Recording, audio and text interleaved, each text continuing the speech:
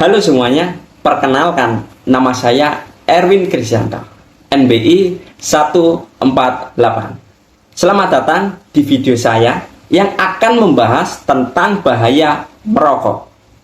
Pada video kali ini, kita akan membahas tentang beberapa poin penting seperti segmen yang dituju, efek dan bahaya merokok, pencegahan, serta menganalisis SWOT tentang bahaya merokok. Yang pertama, kita masuk ke dalam segmen yang dituju. Merokok adalah masalah yang dapat mempengaruhi siapa saja. Tapi, ada beberapa segmen masyarakat yang perlu kita perhatikan khusus, yaitu untuk dari segmentasi audiens. Ini yang harus kita tunjukkan untuk segmen masyarakat umum, khususnya para remaja, perokok aktif maupun pasif, yang ingin memahami lebih dalam mengenai bahaya merokok dan bagaimana cara-cara mengatasi tentang kebiasaan merokok. Setiap segmen memiliki karakteristik dan tantangan tersendiri terkait dengan kebiasaan merokok, seperti remaja yang rentan terhadap pengaruh teman sebaya, iklan, dan keinginan untuk mencoba hal-hal yang baru. Yang kedua, orang dewasa seringkali merokok sebagai cara untuk mengatasi rasa stres atau sebagai kebiasaan yang sudah berlangsung lama. Berikutnya kita masuk ke dalam dampak bahaya merokok. Merokok memiliki dampak yang sangat merugikan bagi kesehatan. Beberapa efek dan bahaya merokok yang perlu kita ketahui, antara lain bahaya bagi orang yang merokok. Yang pertama, dapat menyebabkan penyakit jantung dan pembuluh darah. Merokok dapat menyebabkan penyempitan pembuluh darah dan meningkatkan resiko serangan jantung dan stroke. Yang kedua, dapat menyebabkan penyakit kanker dan masalah pernafasan yang sering dialami oleh para perokok. Yang ketiga, dampak pada sistem reproduksi, dapat menurunkan kesuburan dan beresiko menyebabkan komplikasi pada kehamilan. Dan yang keempat, gangguan pada kulit dan penampilan. Orang yang merokok dapat menyebabkan percepatan penuaan kulit dan menyebabkan keriput yang lebih awal. Berikutnya, bahaya bagi lingkungan. Pencemaran udara yang ditimbulkan oleh asap rokok ini mengandung lebih dari 7.000 bahan kimia yang diantaranya yang sangat berbahaya bagi lingkungan sekitar. Yang kedua, sampah. Puntung rokok adalah salah satu bentuk sampah yang paling umum kita temukan di kehidupan sehari-hari. Nah, puntung rokok ini yang sangat membutuhkan waktu lama untuk terurai secara alami.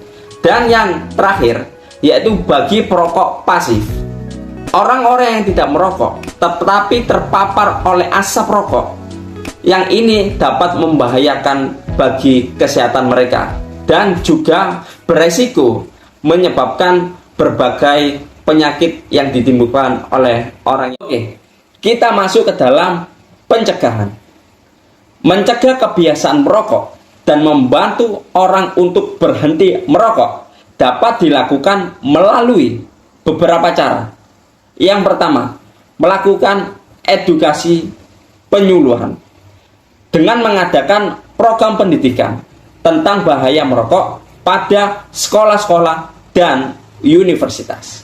Yang kedua, dukungan keluarga dan teman.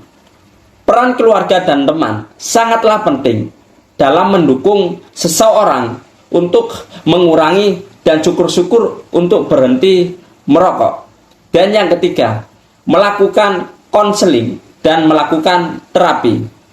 Konseling psikologis dan terapi penggantian nikotin dapat membantu mengatasi rasa kecanduan.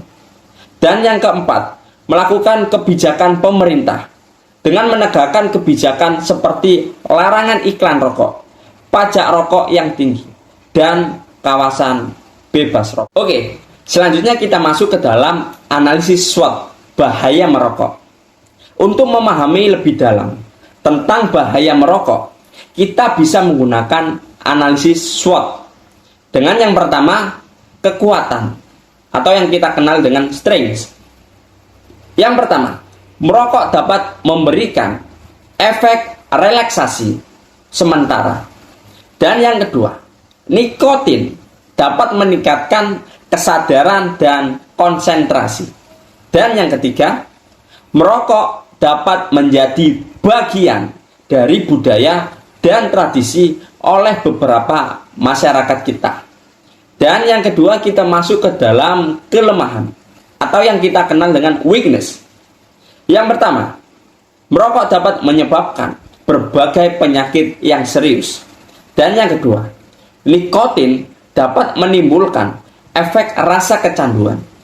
Dan yang ketiga, merokok dapat mempengaruhi kesehatan reproduksi dan perkembangan pada anak. Yang ketiga, kita masuk ke dalam peluang atau yang kita kenal dengan opportunities.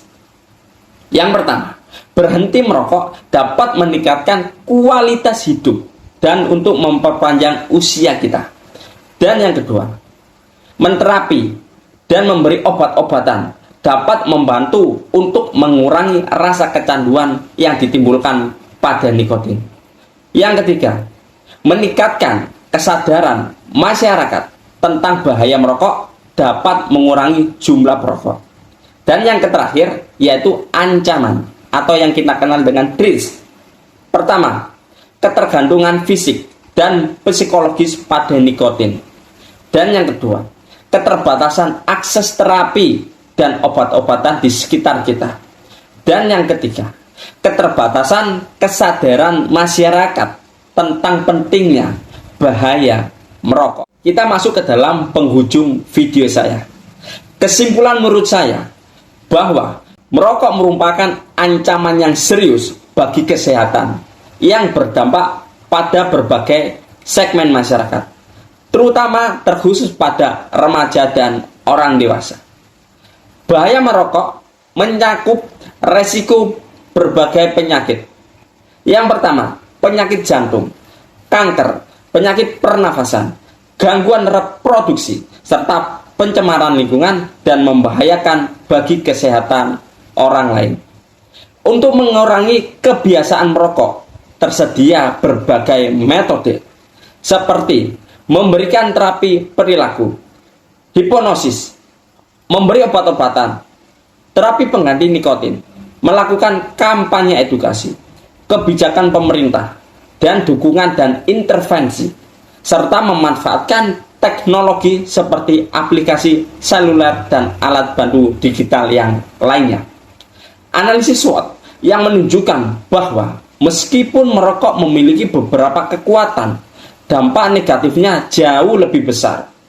Upaya-upaya untuk mengatasi merokok di Indonesia memerlukan pendekatan yang komprehensif yang menyakup perlindungan generasi muda, pengurangan pasokan dan permintaan rokok, serta mendukung bagi mereka yang ingin berhenti merokok. Demikianlah informasi tentang bahaya merokok dan bagaimana kita dapat mencegahnya. Ingatlah, kesehatan adalah investasi yang terbaik. Mari kita jaga tubuh kita dari bahaya merokok. Terima kasih yang telah menonton dan sampai jumpa di video berikutnya.